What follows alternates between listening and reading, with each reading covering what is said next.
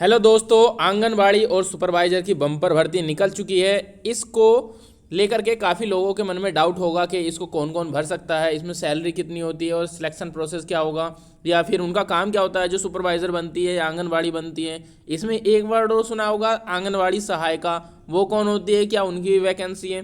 तो ये सब के बारे में हम इस वीडियो में बात करेंगे और ऑफिशियल न्यूज़ के साथ हम बात करेंगे, जो कि एक विज्ञप्ति जारी हुई है। उसमें टोटली बताया गया है कि उसमें किसको प्रेफरेंस दी जाएगी।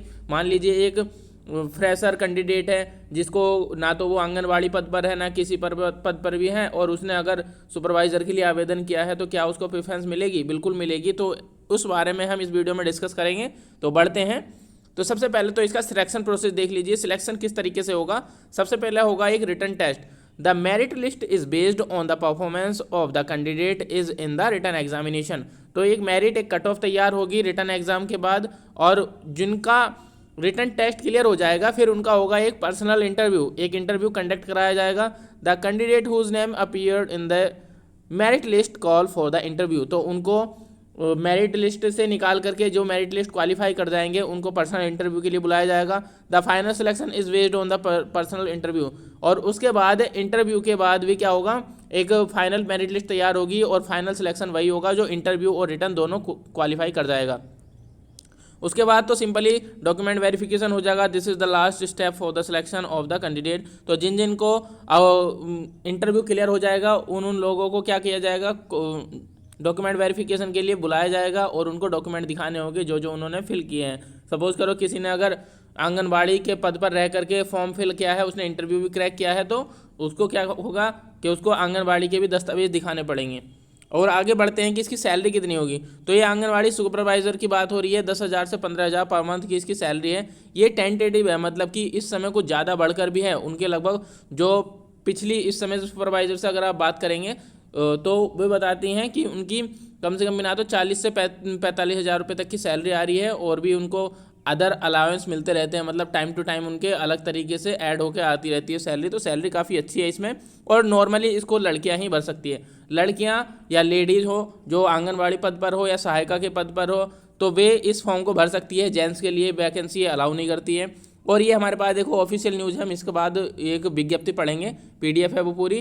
तो इसमें शैक्षिक योग्यता की अगर बात कर लें तो आंगनबाड़ी कार्यकर्त्री जो है, मतलब कि जो कार्यकर्ता करती हैं आंगनबाड़ी के पद पर, वह मिनी केंद्र में कार्यकर्त्री हेतु शैक्षिक योग्यता निम्न हाई स्कूल उत्तीर्ण तथा सहायिकाओं के लिए 5वीं क्लास न्यूनतम होनी चाहिए। तो जो उसके लिए भरेंगी आंगनबाड़ी के लिए, उनके लिए हाई स्कूल होना अनिवार्य है। और जो उसके लिए भरेंगी सहायिका, जो आंगनबाड़ी की भी सहायिका होती है, तो उनके लिए होगी 5वीं क्लास पास होनी चाहिए। और आयु सीमा की अगर बात करें तो ये होती है उसकी 21 साल से 45 वर्ष के बीच उनकी आयु हो। और आयु के संबंध में आंगनबाड़ी जो होंगी वो मिनी आंगनबाड़ी केंद्र पर हाई स्कूल प्रमाण पत्र व सहायिकाओं के लिए 5वीं जैसी भी स्थिति का स्कूल जारी प्रमाण पत्र मान्य होगा। तो उनके द्वारा प्रमाण पत्र दिया जाएगा 5वीं क्लास का या फिर हाई स्कूल का, जो भी उसमें मांगा जाएगा। तो बढ़ते हैं इसकी विज्ञप्ति के बारे में। तो ये एक विज्ञप्ति है आंगनबाड़ी कार्यकर्ता जो होती हैं, कार्यकर्त्री जो होती हैं, और मिनी आंगनबाड़ी या फिर जो भी सुपरवाइजर के पद पर नियुक्त होना चाहते हैं उनके लिए एक विज्ञप्ति जारी कर दी गई है।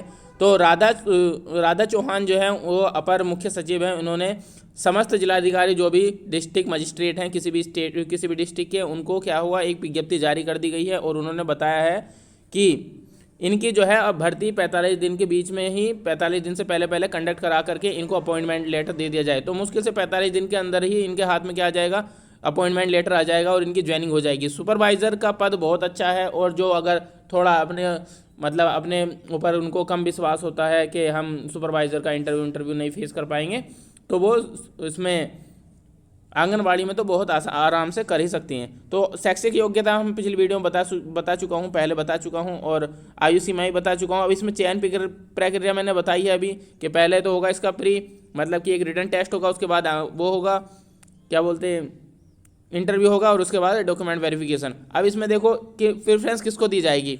तो सर्वप्रथम क्या होगा, ग्रामीण क्षेत्रों में उसी ग्राम सभा, तो जिस ग्रामीण क्षेत्र में आंगनबाड़ी की वैकेंसी होगी उसी ग्राम सभा का कोई भी कैंडिडेट, चाहे वो लेडीज़ हो या फिर लड़की हो, वे दोनों उसमें अपॉइंटमेंट के लिए आवेदन करेंगी, जिसकी न्यूनतम आर्ता सेवा 5 वर्ष पूरी हो चुकी हो तथा हाई स्कूल उत्तीर्ण हो एवं उसकी आयु 50 वर्ष से अधिक ना हो। तो अगर मान लिया उसमें कोई सहायिका काम कर रही है और 5वीं क्लास पास है और उसकी आयु 50 वर्ष से अधिक नहीं है, तो इसका मतलब क्या है, वो सुपरवाइज़र के लिए भी अप्लाई कर सकती है, बशर्ते जिस डिस्ट्रिक्ट में, अभी डिस्ट्रिक्ट अलॉटमेंट नहीं हुए हैं कि किस डिस्ट्रिक्ट में कितनी वैकेंसी है, तो जिस डिस्ट्रिक्ट में वैकेंसी आई है उस डिस्ट्रिक्ट में अलग अलग ग्राम सभा होगी, और ग्राम सभा में जैसे मान लिया कोई एक गांव है उसमें एक ग्राम सभा है, ग्राम सभा में मान लीजिए 2 वैकेंसी है किसी भी सुपरवाइज़र की, या फिर सुपरवाइज़र के अंडर में तो बहुत सारे गांव होते हैं, लेकिन आंगनबाड़ी की मान लीजिए 2 वैकेंसी है, तो वहाँ पर क्या होगा, उसी गांव की जो लेडीज होगी वही आवेदन कर पाएगी, अदर गांव की या अदर डिस्ट्रिक्ट की उसमें आवेदन नहीं कर पाएगी। ये चीज़ ध्यान रखने वाली बात है।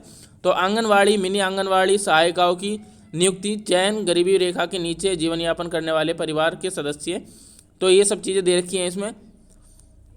तो जो इन्होंने बताया है कि और कोई अगर जो आंगनबाड़ी पद पर काम कर रही है या फिर उनकी सहायिका के पद पर काम कर रही है तो उनको प्रथम वरीयता दी जाएगी। अगर मान लिया दोनों इक्वल हैं तो उनमें से उसको अपॉइंटमेंट मिलेगा जो पहले ऑलरेडी काम कर रही है।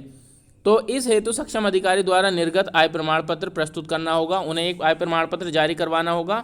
और ये दे रखा है शहरी प्रतिवार्षिक आय निर्धारित, तो इतने ही क्या होगा उसमें उनको मिनिमम वो बनवानी पड़ेगी वार्षिक आय सर्टिफिकेट 46,080 और ये 56,000 का बनवा के दिखाना होगा।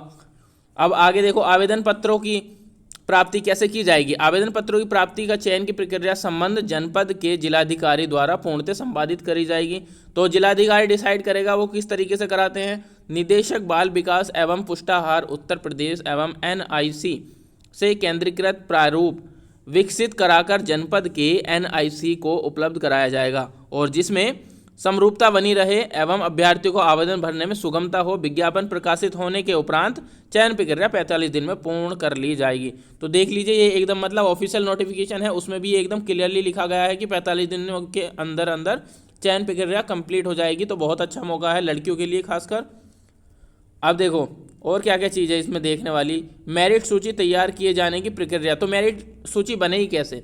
एक ही श्रेणी में एक से अधिक पात्र अभ्यर्थियों के उपलब्ध होने की दशा में सभी विद्यार्थियों की मेरिट लिस्ट बनाई जाएगी, और इसमें हाई स्कूल, इंटर एवं स्नातक के अंकों पर विचार किया जाएगा। मतलब कि उनकी मेरिट भी बनेगी, जो उनके हाई स्कूल के या इंटर के या फिर ग्रेजुएशन के अगर किसी ने डॉक्यूमेंट लगा रखे हैं तो उनके भी एक मतलब नंबरों को देखा जाएगा कि किसके मार्क्स ज़्यादा हैं। और उसके बाद क्या होगा, जिसके अंतर्गत अभ्यर्थी द्वारा प्राप्त अंक प्रतिशत को 10 से विभाजित करने पर जो प्राप्त होगा तो उनका 10% लिया जाएगा, वहीं उसका अंक माना जाएगा। अर्थात यदि किसी अभ्यर्थी का अगर मान लीजिए किसके 45 अंक हैं तो उसको 10 से डिवाइड कर देंगे तो 4.5 उसके ऐड हो जाएंगे। इसी प्रकार किसी अभ्यर्थी के 5.59 है तो उसका 5.9 हो जाएगा। 80 होंगे तो 8 नंबर उसको ऐड हो जाएंगे। इसी प्रकार ग्रेडिंग व CGPA उसके जैसे मान लिया कोई CBSE बोर्ड से पढ़े लिखे होती हैं तो उनको लिए क्या होता है, ग्रेड दी जाती है, तो उसके लिए भी अलग प्रोसेस है। इससे अधिक शैक्षिक योग्यता रखने वाले अभ्यर्थियों को कोई अतिरिक्त अंक नहीं दिया जाएगा। तो ऐसा नहीं कि किसी ने मान लिया कोई BTech कर रखा है, M.Tech कर रखा है, PhD कर रखा है और वो इस फॉर्म को भरती हैं तो उनको एडवांस मिलेगा या फिर उनको अलग से अपॉइंटमेंट दे दिया जाएगा जल्दी से, ऐसा कुछ नहीं है। तो उनको कोई एडवांस वेटेज नहीं मिलेगा। समस्त परीक्षाओं के अंक जोड़ने के पश्चात मेरिट लिस्ट तैयार की जाएगी। उसके बाद क्या होगा, सारी नंबर जोड़ने के बाद मेरिट लिस्ट तैयार होगी। यदि एक से अधिक अभ्यर्थी समान अंक प्राप्त करते हैं तो वरीयता प्रथम अधिक जिसकी मतलब एज ज़्यादा होगी उसको दी जाएगी। यदि एक से अधिक अभ्यर्थी के अंक व आयु भी समान हो तो अधिक शैक्षिक योग्यता वाले अभ्यर्थियों को वरीयता दी जाएगी। तो ये आंगनवाड़ी के बारे में बात हो रही है, ना कि उसके बारे में सुपरवाइजर के केस में क्या होगा, पहले रिटन टेस्ट कंडक्ट कराया जाएगा, उसके बाद इंटरव्यू और उसके बाद डॉक्यूमेंट वेरिफिकेशन। और जो ये है आंगनबाड़ी में क्या होगा, सिंपली मेरिट लिस्ट तैयार होगी, इसमें कोई एग्जाम नहीं होगा। चयन समिति द्वारा संस्तुत की गई चयन सूची पर जिलाधिकारी द्वारा अनुमोदन प्रदान किया जाएगा, और जिलाधिकारी जो होंगे वो अनुमोदनोपरांत नियुक्ति की कार्यवाही संपन्न करेंगे। तो इसमें टोटली डिपेंडेंसी है किसके पास, जिलाधिकारी के पास। तो जिलाधिकारी कर सकता है अगर किसी की अच्छी पहुंच होगी तो, लेकिन अगर आप फॉर्म भरोगे और अच्छे से आपकी मेरिट अच्छी होगी तो इसमें कोई डाउट नहीं कि आपके मार्क्स जुड़ेंगे, और उनका पॉइंट करके मतलब 10 से डिवाइड करने पर अगर तुम मेरिट क्वालिफाई करते हो तो कोई रोकने वाला नहीं है, क्योंकि आपने मेरिट क्वालिफाई किया और आपको अपॉइंटमेंट मिल जाएगा। और क्या है इसमें, ऐसा और कुछ है नहीं, इसमें इतना था, ये काफ़ी है। और भी अगर कोई आपको डाउट होता है तो कमेंट बॉक्स में ज़रूर पूछिए, मैं जितनी कोशिश होगा उतनी सर्च करके आपको इन्फॉर्मेशन प्रोवाइड कराऊंगा। तो आज तक के लिए इस वीडियो में इतना ही। Thank you and have a good day. और अभी कोई भी डाउट हो तो तुरंत पूछ लीजिए कमेंट सेक्शन में।